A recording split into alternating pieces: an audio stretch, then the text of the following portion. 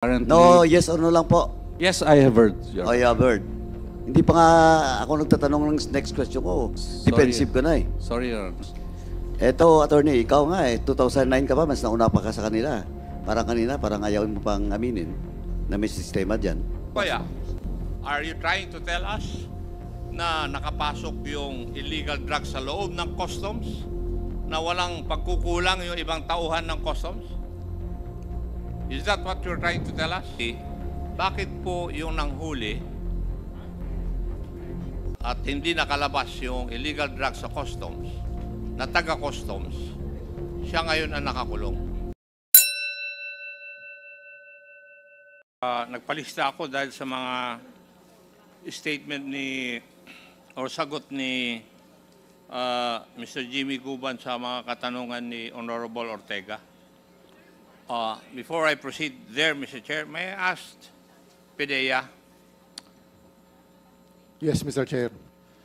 could you compare yung status ng illegal drug situation in this country between 2024 and 2023? Alin po ang nagkaroon tayo ng problema sa illegal drugs? 2023, 2024, or what?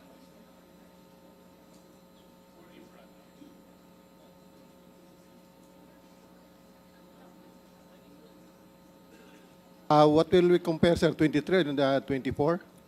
Yeah, for 2024, mas marami ba kaysa doon sa 2023 ang illegal drugs in this country? Ang huli ngayon, sir, is paliit ng paliit, sir. So it's improving. Yes, sir. Paliit na paliit yung huli namin ngayon, sir. O baka naman humihina kayo sa panghuli? Di, Di sir, ba pwede yun? nag-operate na, sir, yung PNP joint with PDEA. Kaya overall, sir, for 2024, sir, kaunti yung nahuhuli namin, sir. Ganon. Yes, sir. Sige. Mr. Guban, ako na-surprise ako doon sa mga sagot mo kay Honorable Ortega. May I know kung sino po ang nag-imbestiga sa kaso po ninyo? Your Honor, as far as my recollection is concerned, it was PDEA. PDEA. Yes, Your Honor. The same is true with Mr. Taguba. Sabay kayo. Magkahiwalay po kami, Your Honor. Nauna po yung PDEA sa rin kanya. na nag-imbestiga sa'yo. At nag-file ang kaso. May I know who was the director of PDEA then? During that time, Your Honor, nabasa ko ang director during that time is si General Aquino, Your Honor. May I know, Mr. Chair, if Director General Aquino is present in this hearing today? Yes, Your Honor, he is present. He was invited and he is here today, Congressman Akop. Thank you, Mr. Chair. Totoo po ba yung sagot ni Mr. Guban na kayo po ang Director General ng PDEA when his case was investigated by your office? That's right, Mr. Chair. That's right. So, narinig niyo po naman yung mga sagot ni Mr. Guban dun sa mga katanungan ni Honorable Ortega na nagtataka siya kung bakit yung mga illegal drugs naman ay nandun sa loob ng customs area at sila nga ang nakahuli. Nagtataka siya bakit sila lang ang nakasuhan. Could you explain that to this committee? Actually, sir, more or less, or more than 40 drug personalities ang napailan ng kaso with regards to this magnetic lifters discovery. Marami, sir, na hold, may mga Chinese, may Vietnamese, may mga personalities sa mga customs and all other personalities that is involved in that particular case. We're talking of yung drug haul, illegal drug haul na involved si Mr. Jimmy Guban. Yes, sir. Doon lang tayo, hindi yung ibang mga insidente. Yun na yun, sir. Yung discovery ng magnetic lifters. May I know how many personnel of customs were charged because of this incident? How many personnel who were, ano yun, sir? Personnel of customs. Kasi sabi ni Mr. Guban, yung illegal drugs, hindi naman nakalabas sa customs eh. Would that be correct, Mr. Guban? Yes, Your Honor. At kayo po ang nakadiscover doon. Kung tama yung pagkarinig ko, doon sa sagot nyo sa tanong ni Honorable Ortega, Yes, Your Honor. di ba? Together Kayo with ni Colonel na Asierto and delayed, Colonel Fardo. Colonel Fardo at saka Colonel Asierto, Your Honor. Colonel Asierto, right? Yes, Your Honor. So, may know kung ilan pong tao sa customs ang na-filean po ninyo ng kaso regarding this issue? Merong mga napila ng kaso, sir, sa customs, particularly dun sa X-ray machines and all other departments. Hindi ko lang, sir, exactly yung alam kung ilan, sir, ang napila na ng mga lahat ng personnel ng customs. Mr. Guban, what can you say about the answer of Director General Aaron Aquino? Your Honor, hindi pa ho na-X-ray yan kasi nahuli po yan sa loob mismo ng yarda ng Manila International Container Port.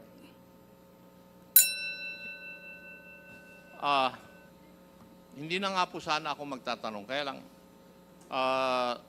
nakuha yung aking interest doon sa mga kasagutan ni Mr. Guban, doon sa mga pagtatanong ni Honorable Ortega, na yung illegal drug shipment ay nahuli naman doon sa loob ng customs.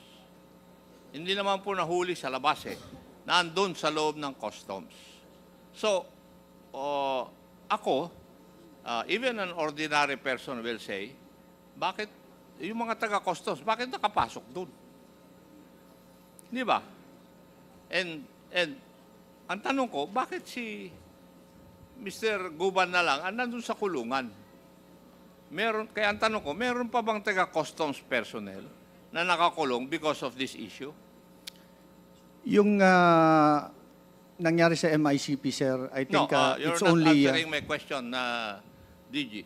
My question is, meron pa bang personnel ng customs, aside from Mr. Guban, na nakakulong dahil sa issue na ito? Siya lang, sir, sa Bureau Bakit of po kaya? Customs. Are you trying to tell us na nakapasok yung illegal drugs sa loob ng customs, na walang pagkukulang yung ibang tauhan ng customs? Is that what you're trying to tell us? Sir, hindi lang siya napila ng kaso doon, sir. Meron din kami mga Chinese na napila ng kaso doon, the importers. Hindi, ang pinag-uusapan natin yung customs. Huwag mong isidetrack yung issue na pinupursu ko. Ang tanong ko is, why is it na yung tao, kasi ang tanong ni Mr. Guban kanina sa katanungan ni Honorable Ortega, bakit ako lang nakakulong, ako pang nakahuli? Hindi naman nakalabas sa customs yung illegal drugs. So, paano nakapasok sa customs yung illegal drugs na walang pagkakamali o pagkukulang yung mga taga-customs? Could you explain that to me? Sir, I can explain kung paano nakapasok, sir, yung container van sa... Kayo ang nag-imbestiga Bakit? Ikaw na rin mismo nagsabi, siya lang ang customs personnel na napailan ng kaso. Why? The container van came from Malaysia and the container vans were abandoned. And that's the reason why nagkaroon ng coordination ng PDEA, Bureau of Customs, to check the legality of the container van. Kaya with all the requirements needed, na binuksan, sir, yung container van to check what's inside. Mr. Guban, the Director General is not answering my question directly. Bago pumasok sa customs area, galing sa ibang bansa, meron po bang customs office o personnel na dadaanan? Yes, Your Honor, dahil nandun yun sa container yard, dapat meron doon naka-assign na customs personnel, Your Honor, from that district. Port Collection District ng Manila International Container Port, from District Collector, meron pong, I do not remember the office right, na nagbabantay mismo, Your Honor, ng mga container na nandoon sa abandon at saka mga bagong dating ng mga containers, Your Honor. Hindi. Pagdating, for example, if it came from Vietnam, for example lang ito, sino po ang tumatanggap ng mga container na ito na taga-customs pagpasok sa customs area? Your Honor, kasama ang PPA ang yung port operation, Your Honor. So yung Deputy Collector for the Port of Operation, meron yan nagsasampa sa barko, sila nag-inspect din sa kapo yan ibababa sa container yard. So yung Port Operation Deputy Collector, Your Honor, yung office niya down the line.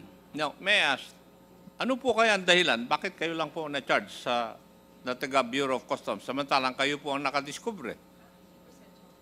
Until now, Your Honor, puzzle po yan hanggang ngayon sa akin dahil kami ang nanghuli. Ako, Your Honor, ang ipinakulong. And according to the complaint of the Director General during that time, ay kami daw ay nag-conspire with Colonel Acerto and Colonel Fajardo na kung saan kami po ang nagtrabaho niyan para mahuli, hindi makalabas sa loob ng BOC upon request of the Honorable Commissioner Lapina. So ibig sabihin po, lalo na abandon container yan, mayroong nakakaalam sa office ng Manila International Container Port kung aling mga containers ang abandoned na walang gumagalaw. Ibig sabihin po, may kausap doon na tiga-custom. Kasi yun po yung kumbaga sa question mark o may walang kasagutan sa aking mga katanungan sa aking isip. Bakit the investigating body cannot explain to this committee bakit po yung nanghuli at hindi nakalabas yung illegal drugs sa customs na taga-customs, siya ngayon ang nakakulong. Matanong ko nga po kayo.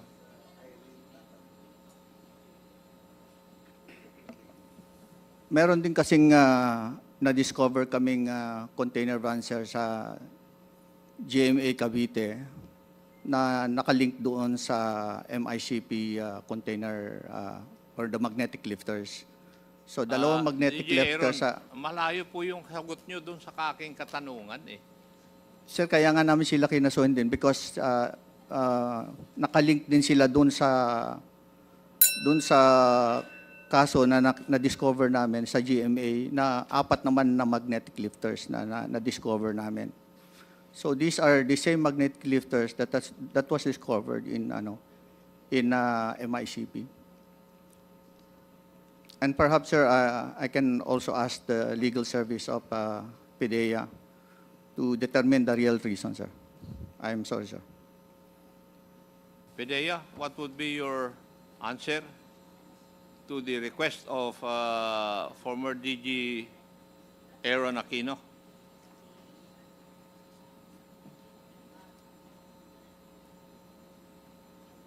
Sir, we'll check with the records. We are not still there in PDEA when that happened, but we can get it from the records of PDEA, sir.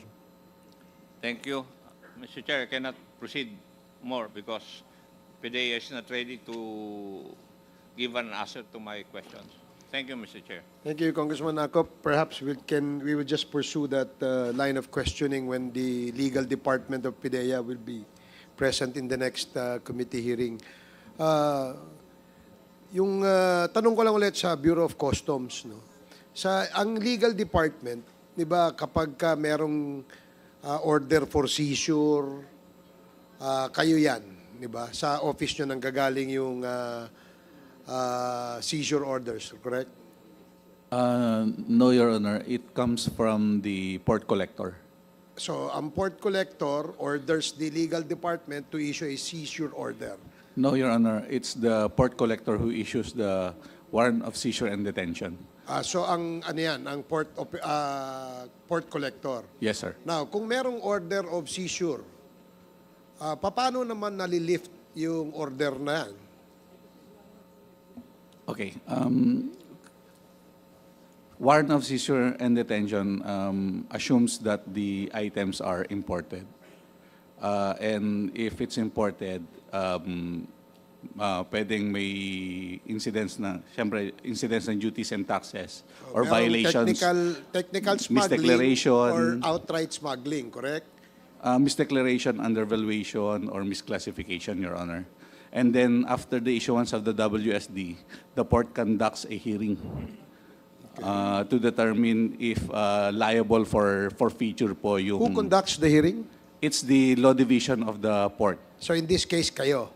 It's the law division of the port, Your Honor.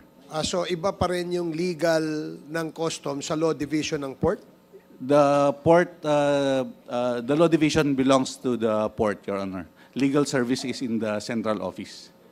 Okay, so who now orders the lifting of the seizure order or yung WSD?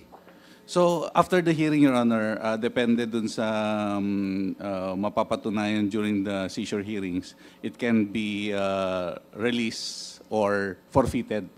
If it's released, Your Honor, that's a decision against the government. It's a subject to automatic review by the commissioner. Just like the recently, meron tayong na-seize na mga bigas that was forfeited in favor of the government, correct? Yes, Your Honor. So, in other words, yung order to lift the seizure would have been issued or would have come from the office of the legal department, under the law department. Upon its review, Your Honor, we make recommendations to the Commissioner of Customs. And then, We draft the recommendation, Your Honor, for the approval of the Commissioner. sige, we will just perhaps continue that line of questioning sa next because we can now proceed.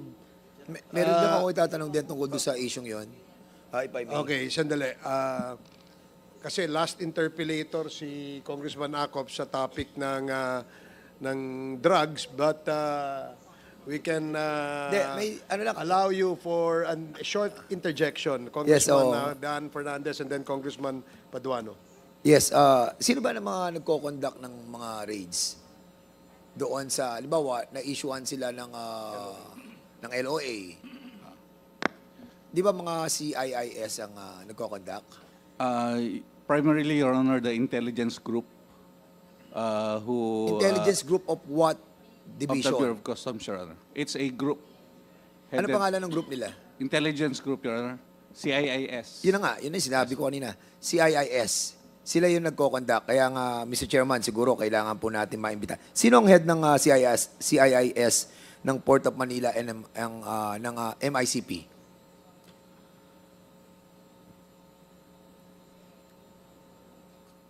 Head. In For chiefs. MICP, Your Honor, I think certain NCISO, and for POM, Your Honor, I think it's a certain Joel Pinawin, Your Honor. Okay. So sila ang mga nagko-conduct ng mga raids na yon. They implement the letter of authority issued by the Commissioner, Your Honor. Yeah. They're the ones who enforces the letter of authority. So ngayon, kapag na-enforce na nila yung letter of authority at naging successful nga yung raids, what happened next? Your Honor, in the enforcement of the letter of authority, the letter of authority comes from the visitorial powers of the Commissioner. It's the power of the Commissioner to ask proof of duties, proof of payment of duties and taxes on goods openly held for sale or being kept in storage. These are imported goods, openly held for sale or kept in storage. So with the letter of authority, the enforcement of which authorizes the officer of the Bureau of Customs to enforce it to ask for the submission of proof of payment of duties and taxes, Your Honor. Pero dapat, before that raids na nangyari, hindi na sila dapat nakalabas doon sa port di ba? Your Honor, if the owner of the goods are able to prove payment, due payment of duties and taxes, then it's okay, Your Honor. It's released or it's given back to, or it's not being seized. But if there's no, if the owner fails within 15 days, fails to show proof that Bakit 15 days, attorney? nakalagay po Napakahaba naman nun. Nakalagay- Ano ba yan? Room for negotiation? Kasi pag 15 days, you can do anything Or Your Honor- bakit 15 days atap? Samantalang kung mapapakita mo na meron ka ng mga dokumento, right away. Di ba? Para walang room for negotiation. Kasi yun ang nangyayari Di ba? Your Honor, the 15-day period is provided for in the CMTA under Section 224. Nang? CMTA, Your Honor. CM? CMTA, Customs Modernization and Tariff Act. Oh, kaya nga, we need to amend that. Dahil kung 15 days, napakahaba nun. Di ba? So, Mr. Chair, I think we need to dig deeper dito sa sa isyung to kasi medyo dito tayo nakakakita ng window ng ng problema. At kung walang mga naparusahan sa BOC employee na nakapag-issue mga commissioner ng LOA saka ng SWD, tingin ko dito, Mr. Chairman, dito tayo naiisahan ng mga nagtatarang yan sa BOC. Maraming salamat po, Mr. Chairman. Thank you, Congressman Dan. Yes, as I said earlier, pagpapatuloy natin yung topic na yan dun sa next hearing natin dyan sa Bureau of Customs. Yes, and last but not the least, on the issue of drugs, Congressman Paduano. Thank you, Mr. Chairman. Anyway, make sila to, isang question lang po sa current customs officials. Kasi as I've heard kanina, doon sa sagot ni former Commissioner Feldon at saka ni Commissioner La Peña, it was admitted by them na indeed there is a TARA system in the customs. Eto, attorney, ikaw nga 2009 ka pa, mas nauna pa ka sa kanila. Parang kanina, parang ayaw mo pang aminin na may sistema dyan. Di ba? Mas nauna ka sa kanila, di ba? Yes, Your Honor. Oh, okay. Now, maswerte ka, hanggang ngayon nandyan ka pa. Now, eto, attorney, narinig mo ba yung yung supposedly proposed reforms that was proposed by Commissioner Paildon and Commissioner La Peña with regards to modernization and digitalization of the customs? Actually, Your Honor, at the currently... No, yes or no lang po. Yes, I have heard, Your Oh, Honor. yeah, Bird. Hindi pa nga ako nagtatanong ng next question ko. Defensive ka na eh. Sorry, Your Honor. Commissioner La Peña, former Commissioner La Peña, Commissioner Feldon, do you believe that if the reforms that you have mentioned will be implemented dun sa sistema sa customs, if not totally eradicated yung TARA system, that can minimize the TARA system? Yes, Your Honor, it can substantially minimize the TARA system. General La Peña. Yes, Your Honor. That can greatly minimize, if not stop, the TARA system. So, tama din po ba that may budget na during your time, Commissioner Feldon?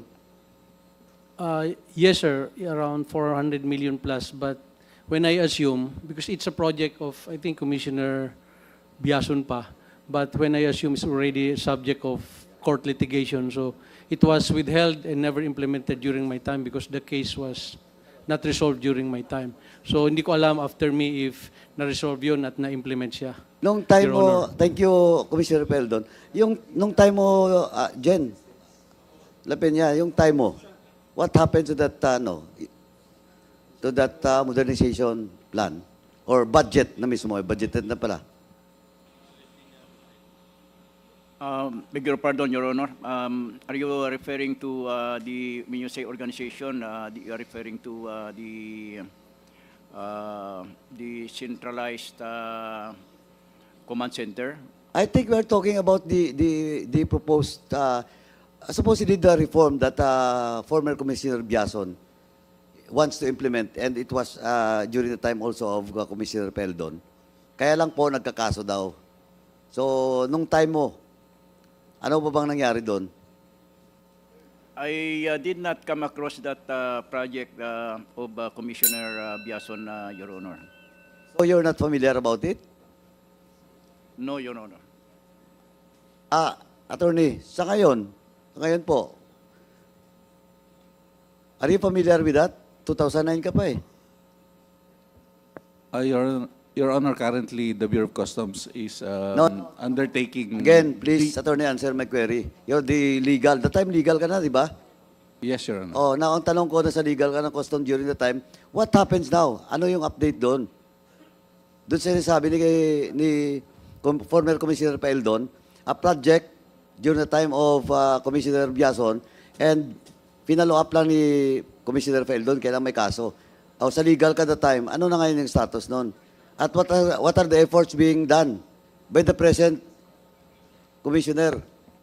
Your Honor, as I've been saying a while ago, Your Honor, currently we are undertaking digitization of all our functions, Your Honor, and I think we are at the threshold of 90%. However, we are being handicapped by a certain case pending with the Manila trial courts, enjoining or stopping the Bureau of Customs from further improving its system, Your Honor. Sino yung ano? There's a case, Your Honor. It's a case filed against the Bureau of Customs by a certain Omniprime, Your Honor. Omniprime case. Ano yung company niyan? Importer? No, Your Honor. It's a service. Ang case nyo is not all about the implementation of the project, but with regards to the... With regards to the improvement of our system, Pero, computer system. pero ang nag-file ng case against you is... Omniprime. Ano yung Omniprime? Ano yung interest nila doon? Your Honor, they participated in A bidding. bidding, Your Honor. So it's not all about their intention to stop. Yeah, But because they are part of the bidding, tapos hindi po nabigay sa kanila, tama? Ganun po ba? Yes, Your Honor. Or now, is a different case that happens during the time of former Commissioner Paildon and Commissioner Biason? It's a different case. If my memory serves me right, Your Honor, I think it started with Commissioner Lina, Your Honor. Yeah. Commissioner Lina. Okay, anyway, Mr. Chairman, since Chairman Navantes already moved that we will invite Commissioner Rubio, siguro po tama din lang na in the next hearing dapat po ipatawag natin si Commissioner Rubio para diretso po na masagot niya yung mga katanungan, especially those proposed reforms that was proposed by former commissioners of customs. Now, Mr. Chairman, punta ko lang po si Jimmy Guban. Jimmy, yung case na nakaharap mo ngayon, is that, sino ba yung source of information na may papasok na droga that time? Your Honor, that came from Colonel Asierto and Okay. Colonel Fajardo. Colonel Asierto and Colonel Fajardo then kinordinate sa'yo. Yes, Your Honor, dahil sa customs ako po na ang nag-monitor sa loob kasi hindi naman sila makakapasok. Okay. At wala silang direct line para sa customs. So, may information, nahuli mo. Together with PDEA, Your Honor. Together I am with? Your Honor, I am working inside of the Bureau of Customs together with PDEA. Okay, with PDEA. representative of the PDEA, Your Honor. Who is the head of the operations at time? That During that coordinated time, you? Your Honor, the director of NCR was then late Colonel Fajardo. Pero yung team leader niya sa port, I think a certain Bagawi in Soriano. Soriano testified, Your Honor, in court na we were together nung nagtinatrabaho namin yan. Agent Soriano, So, intelligence Agent officer. Soriano is still active in the PDEA? I'm PDEA? sure, Your Honor. Soriano PDEA. in Bagawi, Your Honor. PDEA? Hindi kasi, Mr. Chairman, ganito Sir, lang will po. verify if it is Yeah, still active. please verify it. Then, Mr. Chairman, with that, I move that we will invite a certain Soriano. Intelligence Officer Soriano and Intelligence Officer Bagawi, Your Honor. Intelligence Officer Soriano, Intelligence Officer Bagawi. Para makalinawan lang po, kasi is General Aquino still present? Yes, I think... Kanina nakaupo siya eh. Nawala. Anyway, Mr. Chairman, since for the interest of time, ganito lang po. Pakiano lang po, kay General Aquino, be present in the next hearing because during your stint as the PDEA Director General, sa iyo po nangyari to, yung sa case nila Jimmy Guban. Kasi gusto ko lang tingnan, bakit yung information galing kina Asierto, at alam naman natin ngayon si Asierto nakatago. Testifying in the ICC, part of the, witnesses of the ICC. Tapos, sa inyo galing, sa kanila galing information, ikaw nag-operate, together with the PDEA, tapos kayo ngayon nakasuhan. Ayun ang hindi ko maintindihan. But your case, ang kaso mo is not part of that discovery doon sa Cavite that was mentioned by No, General Your Aquino? Honor, that was already dismissed. Sa piskalya pa lang, wala na po yung Cavite, Your Honor. Ang ifinail nila sa amin yung nahuli namin mismo sa loob. Dahil wala naman pong katotohanan yung Cavite. Jimmy. Yes, Your Honor. But ang Cavite was also filed against you. No. Yes, Your Honor, but pagdating sa piskalya, dinismiss na po kaagad. Ang kaso doon sa Cavite, that's also involved Acerto and Fardo. Yes, Your Honor, pero... So, tatlo pa rin kayo. Yes, the same, Your Honor po. Kami pong tatlo Hindi, na... tatlo lang kayo. No other than... Meron pa po, Your Honor, yung may-ari ng magnetic lifter ng doon sa customs at saka yung certain tatlo o dalawang Chinese Sana po yata. ngayon yung may-ari at saka yung dalawa o tatlong Chinese national. Your Honor, nawawala po. Tapos pati po yung umami na may-ari ng kargamento na nahuli sa loob ng customs, nawawala rin po. Oh, please, Mr. Chairman, please, can we get all the names that was... matandaan mo pa ba yung mga pangalan, Jimmy? Taguba, Your Honor, Mr. Taguba, yung asawa, babae, Katipan. Umamin po yan, Your Honor, during the Senate Mr. hearing. Chairman, can we ask the help of the CIDG or the Philippine National Police to locate those persons Tiga Kalapan po yan, Your Honor. mentioned by Calapan City. by Jimmy? Kasi kailangan patawag natin yan para tayo magkaalaman na kasi we will not discuss about the merit of the Bicaba, case. Your Honor, Bicaba Trading. This committee will not discuss about the merit of the case with regards to the case that has filed to you and now under appeal. What I'm saying is, medyo nakapagtataka lang kasi kayo pong may hawak na information, kayo pa pong humuli, now, kayo pong nakasuhan. Yun lang po.